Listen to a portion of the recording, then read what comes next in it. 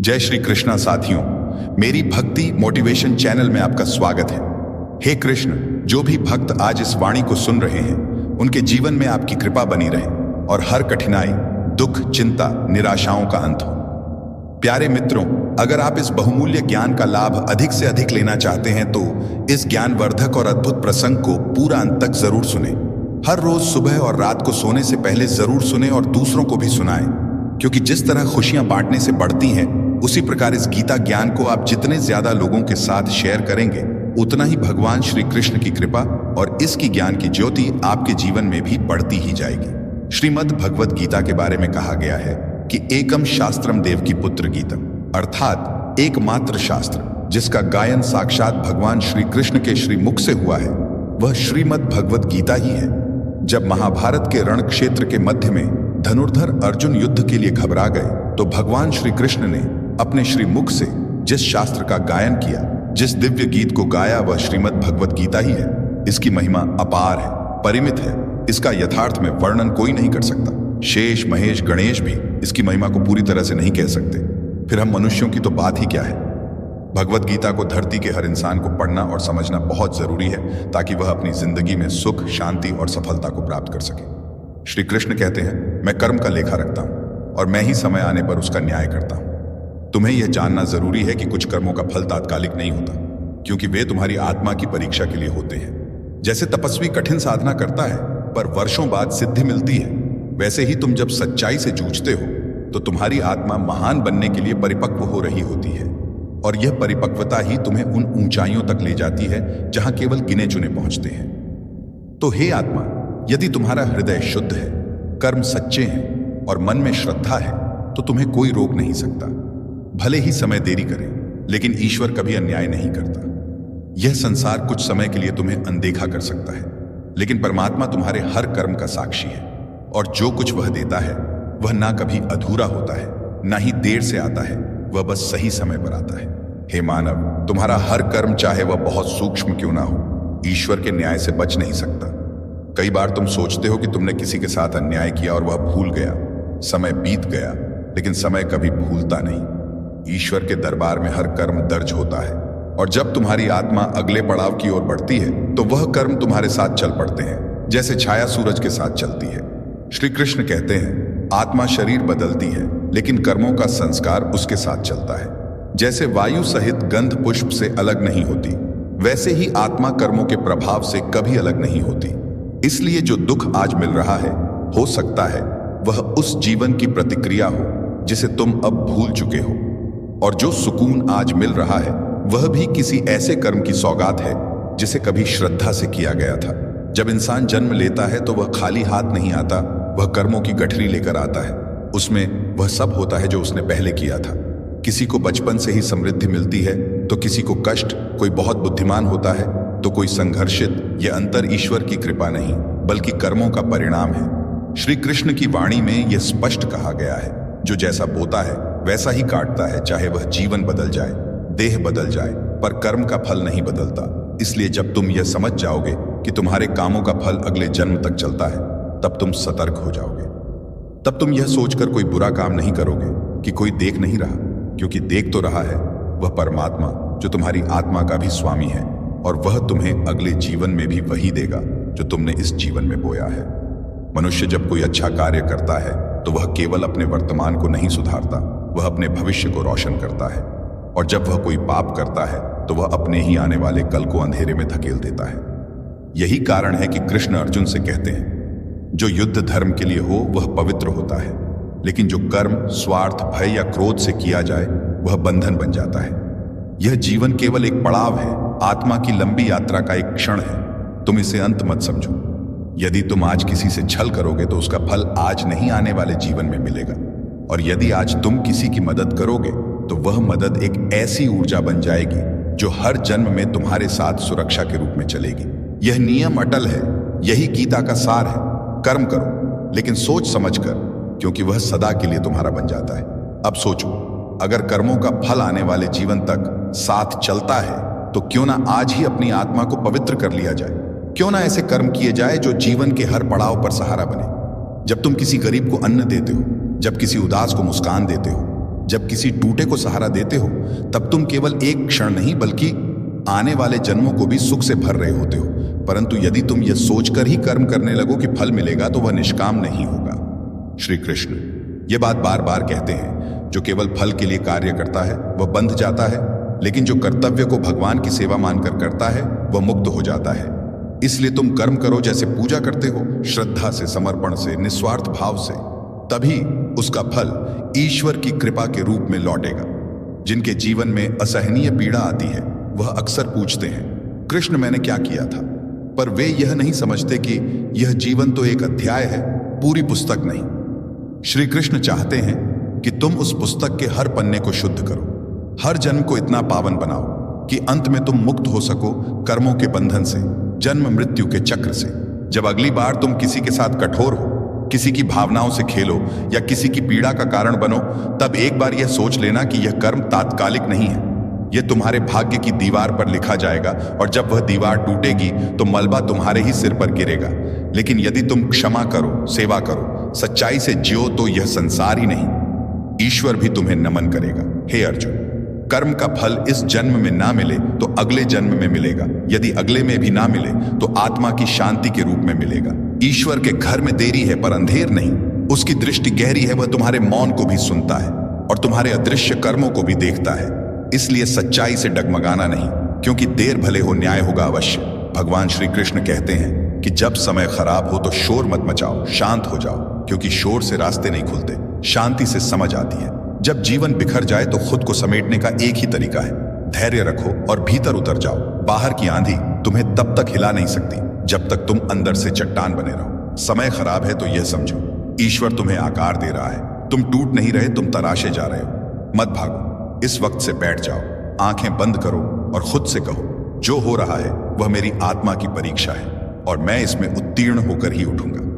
जब तुम शांत होते हो तो एक नई आवाज भीतर से उठती है, उम्मीद की, विश्वास की और उस नए सवेरा की जो तुम्हारे लिए लिखा है। याद रखो, अंधेरे के बाद ही सूरज निकलता है और तूफान के बाद ही आसमान सबसे साफ होता है। तो अभी सिर्फ शांत हो जाओ, क्योंकि यही समय तुम्हें सबसे मजबूत बना रहा है।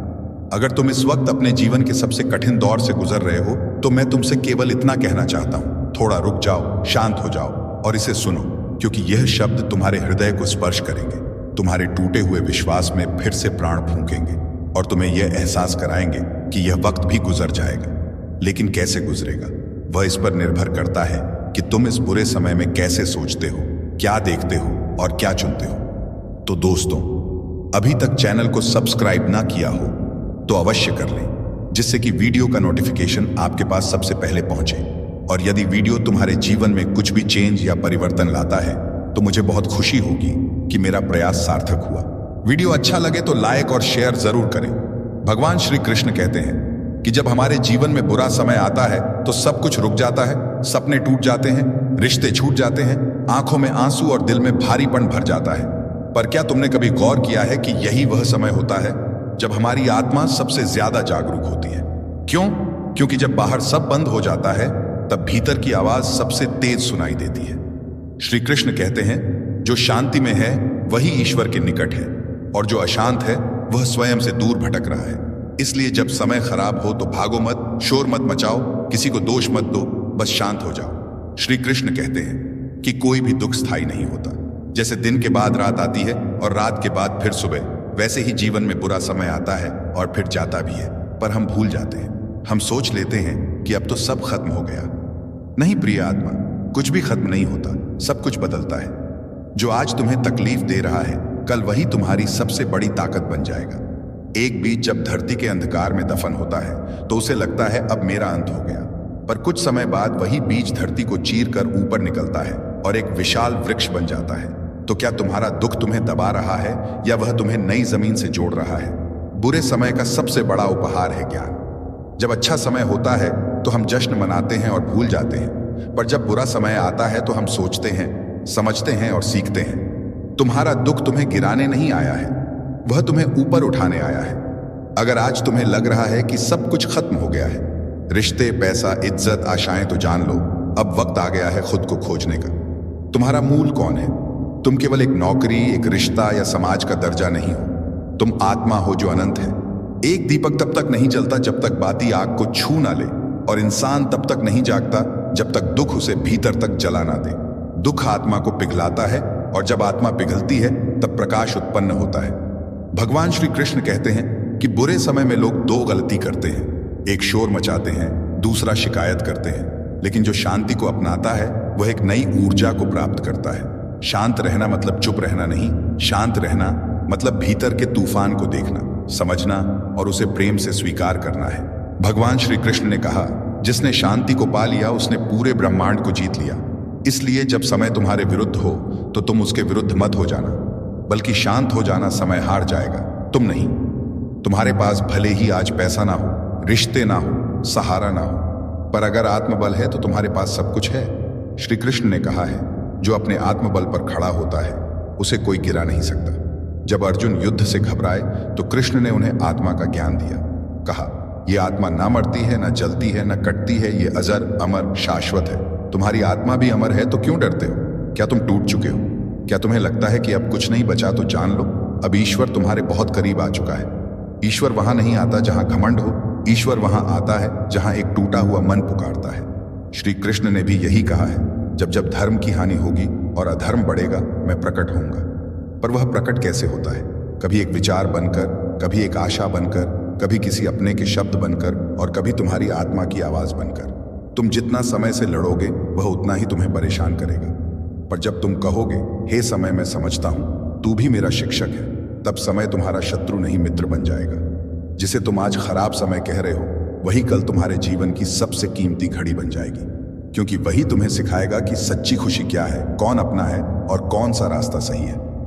भगवान श्री कृष्ण कहते हैं कि जब कोई सुनने वाला नहीं होता तो हमारे आंसू ही ईश्वर से संवाद करते हैं। उनसे मत शर्माओ, मत छुपाओ, रो लो, लेकिन फिर उठो, क्योंकि रोने से हृदय हल्का होता है, और जब हृदय हल्का होता है तब उसमें विश्वास का दीप जलता है। श्री कृष्ण ने अर्जुन से कहा था, सुख दुख, लाभ हानि, जय पराजय, यह सब क्षणिक है, इन्हें सहो और आगे बढ़ो। तुम्हारा दुख स्थायी नहीं है, तुम्हारा डर सच्चा नहीं है, तुम्हारी हार अंतिम नहीं है। जो आज टूट रहा है वही कल जुड़कर मजबूत होगा। बस तुम शांत रहो, क्योंकि जब लहरें उफान पर होती हैं तब नाव किनारे नहीं लगती, पर जब लहरें शांत होती हैं तब हर दिशा साफ दिखाई देती है। तो शांत रहो, सब ठीक हो जाएगा, क्योंकि यह वक्त भी गुजर जाएगा। आज तुम जहां हो वहां रहो, उस अंधेरे को देखो, महसूस करो, स्वीकार करो, क्योंकि यही अंधेरा तुम्हें रोशनी की तरफ ले जाएगा। जो वक्त आज खराब है वही कल तुम्हारा गौरव बनेगा। तुम्हें सिर्फ एक काम करना है, शांत रहकर विश्वास बनाए रखना, क्योंकि ईश्वर तुम्हारी परीक्षा ले रहे हैं, और जो पास हो जाता है उसके लिए कुछ ऐसा बनता है जो आज तुम सोच भी नहीं सकते। बाहर की दुनिया तुम्हें भटका सकती है, पर तुम्हारा सच्चा मार्गदर्शन तुम्हारे भीतर छुपा है।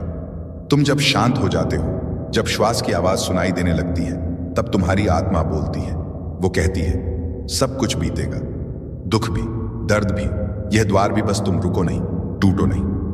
धैर्य कोई कमजोरी नहीं, यह सबसे बड़ा साहस है। जो व्यक्ति सबसे कठिन समय में भी खुद पर संयम रखता है वही जीवन का असली योद्धा होता है। ईश्वर तुम्हारी हर पुकार सुन रहा है, लेकिन वह चाहता है कि तुम अपनी शक्ति को पहले खुद जानो। हर जवाब तुम्हारे भीतर है, बस तुम्हें अपने भीतर उतरने की हिम्मत करनी है। तो अब से जब भी जीवन थकाए तो बैठ जाना, थोड़ी देर आंखें बंद करना और अपने भीतर उतर जाना देखना। वहां एक दीप जल रहा है, उम्मीद का, विश्वास का, ईश्वर का।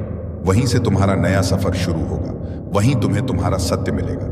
जब समय तुम्हारे विरुद्ध हो तब हार मत मानो, याद रखो, अंधेरी रात के बाद ही सूरज उगता है। यह वक्त तुम्हें तोड़ने नहीं गढ़ने आया है। दुख की यह घड़ी तुम्हारी परीक्षा है, तुम्हारे धैर्य, साहस और विश्वास की।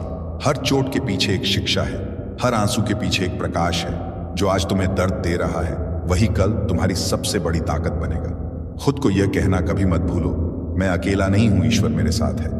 जो खो गया है वह शायद तुम्हारे लिए नहीं था, और जो तुम्हारे लिए है वह तुम्हें मिलेगा, चाहे देर से ही क्यों ना सही। अपने संघर्ष पर गर्व करो, क्योंकि यही तुम्हारा भविष्य बनाएंगे। चिंता मत करो, चलना मत छोड़ो, डरो मत, थको मत, क्योंकि बुरे दिन कभी टिकते नहीं पर मजबूत लोग टिक जाते हैं। विश्वास रखो, समय बदलेगा और तुम्हारा भी आएगा। दोस्तों, इस वीडियो में फिलहाल इतना ही। मैं आशा करता हूं कि आपको इस वीडियो से बहुत कुछ सीखने को मिला होगा। अगर यह बातें आपके दिल को छू गई हो तो कृपया वीडियो को लाइक और शेयर जरूर करें। कमेंट में जय श्री राधे कृष्ण लिखना ना भूलें, ताकि पूरे वातावरण में कृष्ण नाम की मधुर गूंज फैल सके।